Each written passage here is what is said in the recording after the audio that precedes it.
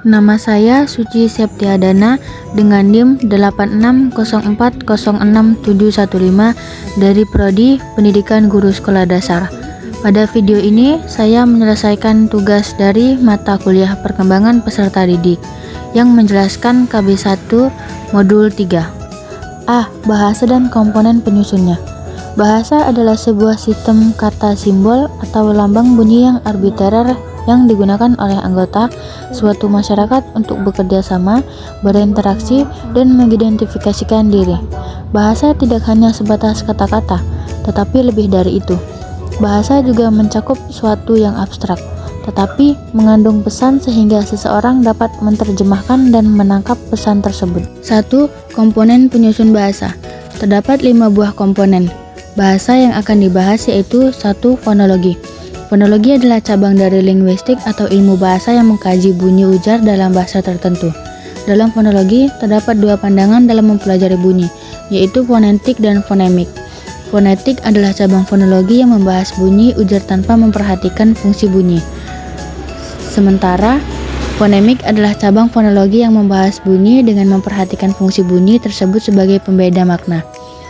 Yang kedua, morfologi. Morfologi adalah cabang dari linguistik atau ilmu bahasa yang mengkaji pembentukan kata atau morfem-morfem dalam suatu bahasa. Yang ketiga, semantik. Semantik adalah cabang dari linguistik atau ilmu bahasa yang mengkaji makna yang terkandung dalam bahasa, kode, atau jenis lain dari representasi. Yang ketiga, ada sinteks. Sinteks adalah aturan dalam pembentukan kalimat agar mampu dimengerti dengan benar. Yang kelima, ada pragmatik. Pragmatik adalah cabang dari linguistik atau ilmu bahasa yang mengkaji penggunaan bahasa yang dikaitkan dengan konteks pemakaiannya. Yang kedua, ada teori perkembangan bahasa. Terdapat 3 teori dalam perkembangan bahasa, yaitu teori empiris. Teori empiris atau yang biasanya dikenal dengan teori belajar menunjukkan bahwa ketika bayi dilahirkan, mereka dikelilingi oleh bahasa. Kita berbicara dengannya setiap waktu, walaupun kita tahu kalau mereka tidak dapat mengerti dan merespon apa yang kita sedang bicarakan.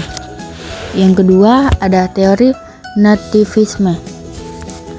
Noam Chomsky adalah ahli bahasa terkemuka yang mengatakan bahwa manusia terlahir dengan perangkat akuisisi bahasa atau language acquisition device atau LAC. Yang ketiga, ada teori interaksi. Teori ini menjelaskan interaksi antara perkembangan bahasa, perkembangan kognitif, dan kemampuan berpikir secara umum. Teori ini banyak terkait mengenai teori kognitivitas dari Piaget. B. Tahap perkembangan bahasa. 1. Periode pralinguistik. Tahap perkembangan bahasa sudah terjadi sejak bayi, walaupun mereka belum dapat bicara atau mengatakan apa yang mereka mau. Mereka mengirimkan pesan dengan berbagai cara, seperti ekspresi wajah dan suara, menangis, berteriak, tertawa, dan sebagainya. 2. Periode holophrase. Tahap ini dikenal dengan on-once periode atau tahap 1 kata. Pada tahap ini, anak belum memulai mengkombinasikan kata-kata, tetapi mereka sedang belajar untuk menangkap makna yang lebih sulit daripada tahap sebelumnya. Yang ketiga, ada periode telegrafis. Jika pada tahap holophrase, anak mencoba menyampaikan pesan melalui satu kata, pada tahap telegrafis, anak mencoba membentuk makna dengan mengombinasikan 2 kata. Yang keempat, ada perkembangan bahasa usia dini, kanak-kanak, dan remaja. Perkembangan bahasa anak juga digunakan sebagai alat mendeteksi gejala-gejala yang terjadi pada anak dalam proses perkembangannya. C. Bilingualisme.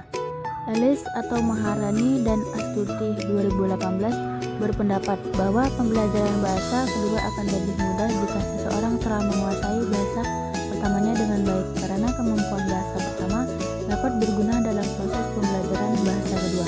Berbeda dengan proses perolehan bahasa pertama, bahasa kedua pada umumnya diperoleh dari proses sadar melalui pembelajaran.